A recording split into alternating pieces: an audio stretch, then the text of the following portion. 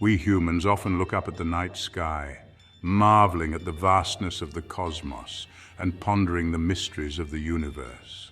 We're talking about entities that can devour suns, topple mountains with a flick of their tails, and unravel the very fabric of existence with a single, earth-shattering roar. They are the ultimate challengers to the established order, the cosmic rebels that threaten to upend the heavens. Fasten your seatbelts, space cadets, because it's going to be a wild ride through the shadowy corners of mythology.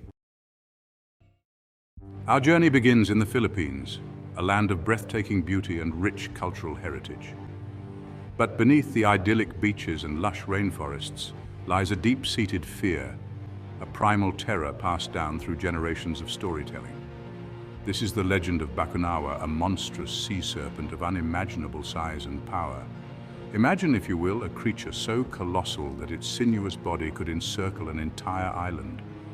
Its scales shimmer like 1,000 sunsets, its eyes burn with an infernal glow, and its gaping maw is filled with rows of razor-sharp teeth. This, my friends, is Bakunawa, the devourer of the moon. According to ancient Filipino lore, Bakunawa lurks in the deepest trenches of the ocean, its immense form hidden from the prying eyes of mortals. But its true hunger is reserved for the celestial objects in our night sky. Legend has it that Bakunawa is driven by an insatiable appetite for the moon. It's said that during lunar eclipses, Bakunawa rises from its watery abyss, attempting to swallow the moon whole. The ancient Filipinos believed that the only way to appease Bakunawa and prevent this cosmic catastrophe was to make a tremendous racket. They would bang pots and pans, shout at the top of their lungs, and play their most dissonant instruments, hoping that the cacophony would scare the monstrous serpent back into the depths.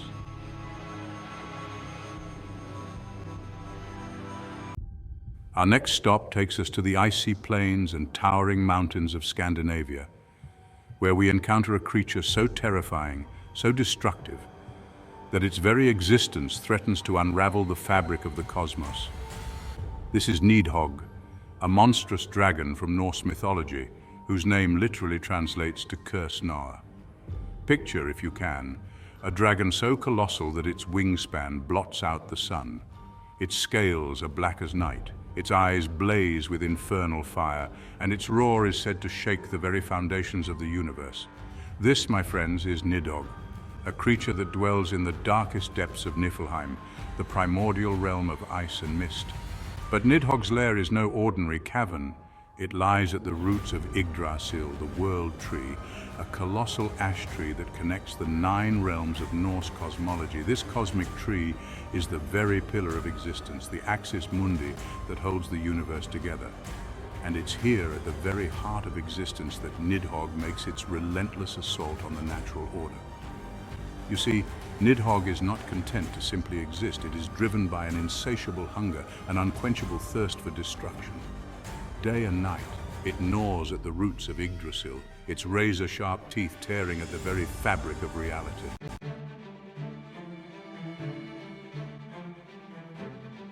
From the ancient sands of Egypt, a tale of cosmic combat emerges. Each night, as the sun god Ra journeys through the underworld, a terrifying serpent lies in wait. This, my friends, is Apep, the embodiment of chaos.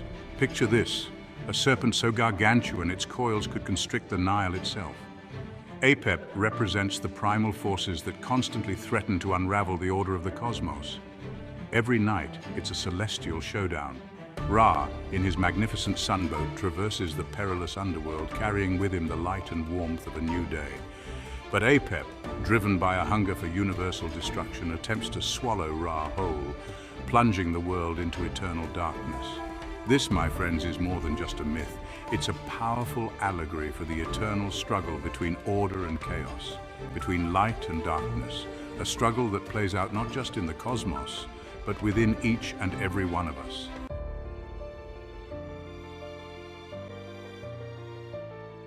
The Ramayana, one of Hinduism's most revered epics, tells a tale of a demon king so mighty he could shake the heavens. His name? Ravana. This 10-headed, 20-armed behemoth possessed strength and intellect that rivaled the gods themselves. Imagine, if you will, a being with the power to conquer entire kingdoms. Ravana's ambition knew no bounds. Driven by an insatiable desire for power, he dared to challenge even the divine realm, abducting Sita, the wife of Lord Rama, an incarnation of Vishnu himself. This act ignited a cosmic war, a battle for the ages that tested the very fabric of existence. Rama, aided by his loyal army of monkeys and bears, faced Ravana's demonic legions. The clash was cataclysmic, shaking the very foundations of the universe. Ravana's story is a stark reminder that even gods can be challenged, their power tested by forces that seem insurmountable. It's a testament to the enduring battle between good and evil, a battle that transcends time and mythology.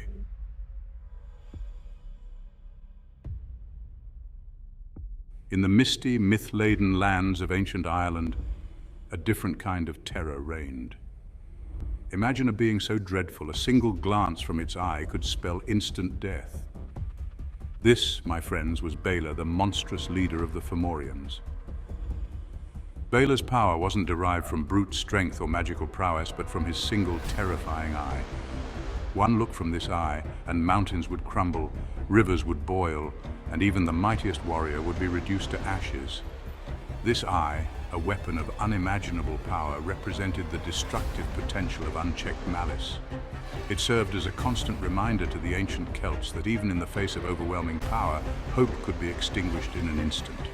Bela's reign of terror, though ultimately brought to an end by his grandson Lugh, cemented his place as one of the most formidable beings in Celtic mythology. His story serves as a chilling reminder of the devastating power that even a single malevolent force can wield. From the ancient sands of Mesopotamia, where civilization first took root, come tales of gods and monsters. In the shadow of these legends lurks Humbaba, the fearsome guardian of the cedar forest, a being so imposing that even the gods trembled before him. Imagine a creature whose presence could shake the earth, whose roar could split the heavens. Appointed by the gods to protect the sacred cedar forest, Humbaba was a grotesque fusion of animalistic fury and raw power. Even the hero Gilgamesh was humbled before Humbaba's might. His story reminds us that defying the gods can have dire consequences.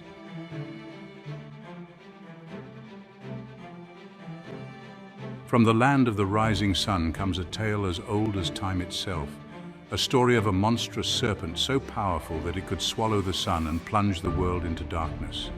This is the legend of Yamata no Orochi, the eight-headed, eight-tailed dragon of Japanese mythology. Picture this, a creature so colossal that its body stretched across 8 valleys and 8 hills, its eyes burning with an infernal glow, its 8 heads spewing venom and fire.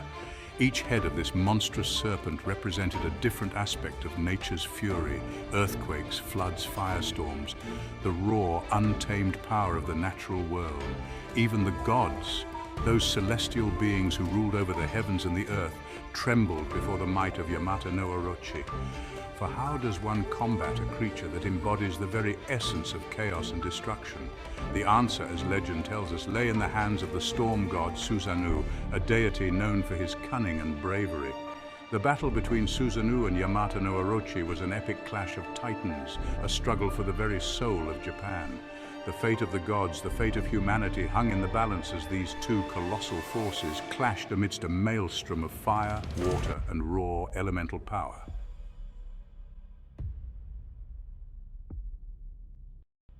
In the annals of Chinese mythology, few creatures inspire as much fear and awe as the Taioti, a monstrous embodiment of insatiable hunger and the destructive power of consumption. Unlike the celestial dragons revered in Chinese culture, the Taioti represents a darker, more primal force, a being driven by an unquenchable appetite that threatens to consume all of creation.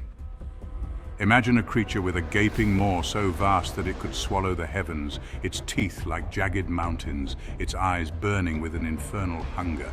The Taioti is often depicted as a grotesque, mask-like face, a symbol of its all-consuming nature, a constant reminder that even in the face of abundance, the threat of scarcity always looms.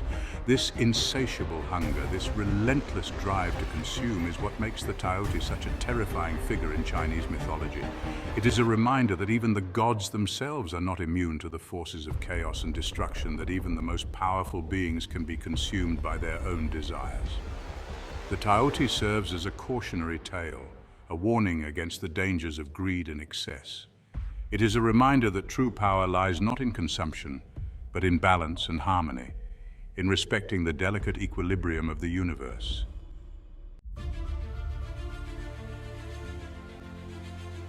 From the depths of space to the depths of the ocean, monsters and myths captivate us. They embody our fears, our wonder, and sometimes even our origins.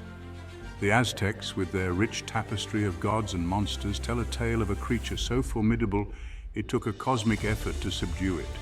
Cipactli, the god-eating earth. Imagine a creature so gargantuan, so insatiable, that its very hunger threatened the existence of the gods. Cipactli wasn't content with just ruling the seas. It craved the divine essence of the deities themselves. This wasn't just a monster, it was a force of nature, a primordial entity symbolizing the raw, untamed chaos before creation. The Aztecs believed that the gods, in their infinite wisdom, decided to use Cipactli's immense body to create the earth itself. Talk about a cosmic sacrifice. They lured the beast into a trap, and in a battle that shook the heavens, tore it apart. From its fragmented remains, our world was born. But here's the thing about creation myths. They're not just stories, they're metaphors for the forces at play in our universe. The story of Cipactli reminds us that even in the face of overwhelming chaos, there's the potential for creation in order to emerge from the maelstrom. We humans, we're fascinated by strength. We marvel at the forces that shape our planet. The Mayans told tales of Zipacna, a giant who could move mountains. He dared to challenge the gods. Zipacna was ambitious and cunning. He craved power and recognition. Mountains were sacred to the Mayans. Zipacna's actions were an affront to the gods. The gods decided to intervene. They had to outsmart him. They lured him with crabs. Even the strongest have weaknesses. Zipacna's story reminds us that change often comes from challenging the status quo, but his tale is a cautionary reminder of hubris. From the towering peaks of the Andes to the depths of the Amazon basin, ancient cultures tell stories of creatures so powerful they could challenge even the gods. Here, legends speak of Amaru, the colossal serpent. Imagine a serpent so vast that its coils could encircle an entire mountain, its scales shimmering like 1,000 sunsets. Amaru is not just a giant snake, he's a force of nature. But like any force of nature, he's capable of immense destruction. His ability to swallow mountains whole suggests a power that even the gods would respect. This wasn't just a creature, it was a walking, slithering earthquake. Recognizing Amaru as both a provider and a potential destroyer, the raw, untamed power of the universe, often embodied in these magnificent and terrifying creatures.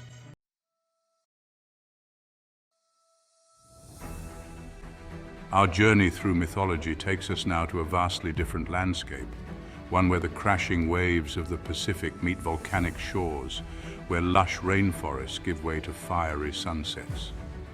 We find ourselves in the Hawaiian Islands, a place of vibrant life and ancient legends. Here, the line between myth and reality blurs, and the creatures we encounter are as much a part of the islands as the volcanic peaks themselves. In Hawaiian mythology, the Mu are not simply giant lizards with wings. They are powerful, elemental beings deeply connected to the very essence of the islands. Imagine dragons soaring through the sky, their scales shimmering with the colors of the rainbow, their roars echoing like thunder across the volcanic peaks. These are the Mu, guardians of the waters, masters of rain and storms. These weren't just flying fire breathers, they were the embodiment of the island's raw, untamed power, capable of unleashing torrential downpours or calming the storm-tossed seas. The Mu, like the islands themselves, represented a delicate balance between creation and destruction. They could nurture life with rain or unleash the fury of the ocean. The people of Hawaii lived in close harmony with nature, recognizing the power it held. The Mu, with their ability to control the elements, were not just mythical creatures. They were a reflection of the island's unpredictable beauty and power. They were a reminder that even in paradise, nature demands respect.